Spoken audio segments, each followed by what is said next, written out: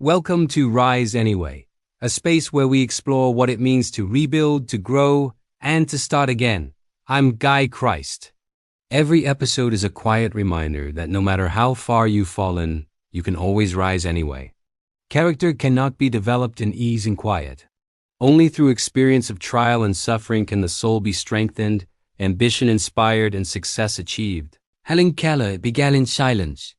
And it began in the dark. Imagine being a child and the world you once knew, light, color, voices, suddenly disappears. No shapes, no sound, no way to name what's around you. Only vibration, touch, scent, and the warmth of a mother's embrace. This was the world of Helen Keller, a world that, at first, must have felt like a lifetime locked behind an invisible door. In June of 1880, Helen Keller was born in West Tuscumbia, Alabama. At 19 months, a mysterious fever, perhaps meningitis or scarlet fever, stole her sight and hearing. Language vanished. Her world collapsed into chaos. As she grew, frustration filled the space where words should have been. She would throw things, lash out, not from anger, but from an unbearable isolation. Imagine being brilliant, curious, but trapped inside your own body. Her parents were desperate, and then a spark of hope. Her mother read about another deaf-blind girl who had been taught to communicate. That led the family to Alexander Graham Bell, who guided them to the Perkins Institute for the Blind, and that's where the path began. Perkins sent a young teacher, just 20 years old, Anne Sullivan. She arrived on March 3, 1887. Helen would later call it her soul's birthday. Anne came armed with patience and fire. She began by spelling words into Helen's hand. Doll, mug, water. At first, nothing clicked. Helen copied the gestures, but didn't understand. Until that day at the well house behind her home. Cold water poured over one hand as Anne spelled T-E-R into the other, and suddenly meaning flooded in. The living word awakened my soul, Helen wrote later. It gave it light, hope, joy, it set it free. That moment was not a miracle. It was the result of months of failure, tension, and persistence. And yet, in one flash, everything changed. By nightfall, Helen had learned 30 new words. From that first word came a lifetime of study. Anne taught her to read Braille, to understand grammar, geography, math, even literature traced into the dust. Helen's mind was unstoppable. She went north to Boston, then New York, then Cambridge, and finally to Radcliffe College.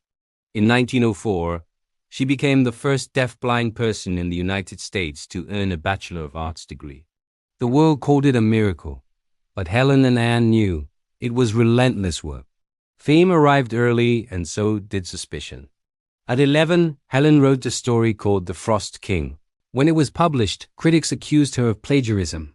She had unknowingly repeated a story she'd once heard and forgotten. The media mocked her. Even mentors doubted her. One called her a living lie. That experience broke her heart, but it also forged her integrity. For the rest of her life, she credited every idea, checked every source, and defended others who were misjudged. That's resilience in its rawest form, not just surviving shame, but using it to build moral clarity. Helen wanted to speak literally. Her teacher brought her to Sarah Fuller, a pioneer in deaf education. Through touch, Helen learned to feel sound, fingers on lips and throat, until vibration became language. She never loved her own voice, but she used it anyway. She spoke on stages across oceans, through microphones that didn't always cooperate, not for applause, but for connection. She learned to communicate with the world that could neither see nor hear her. That's the definition of courage.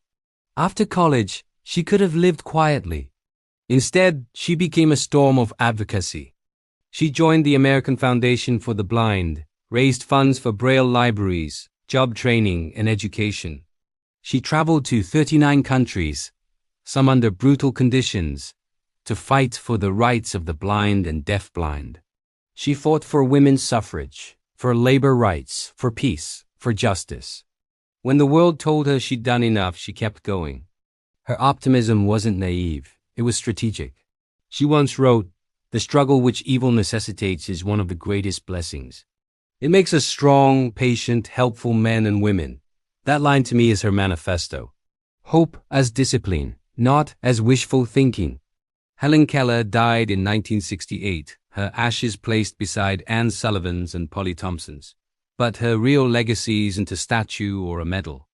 It's every child today learning Braille, every school that teaches differently abled students, every person who chooses compassion over pity.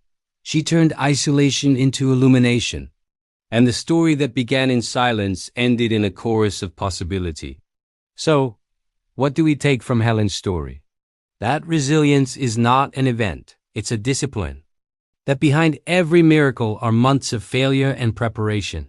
That no one rises alone, every Helen has an Anne. If you're in a dark season right now, remember, light doesn't always arrive as sunlight. Sometimes it comes as a hand in yours, spelling the word water, meaning, connection, life. This week ask yourself, what is the one door in your life that feels locked, and what is the moment that might open it? Because even when it begins in silence, you can rise anyway. Thanks for listening to Rise Anyway. If today's story moved you, share it with someone who might need a reason to keep going. You can follow the show for new reflections every week, and remember, you can't change the past, but you can always change the path you're on.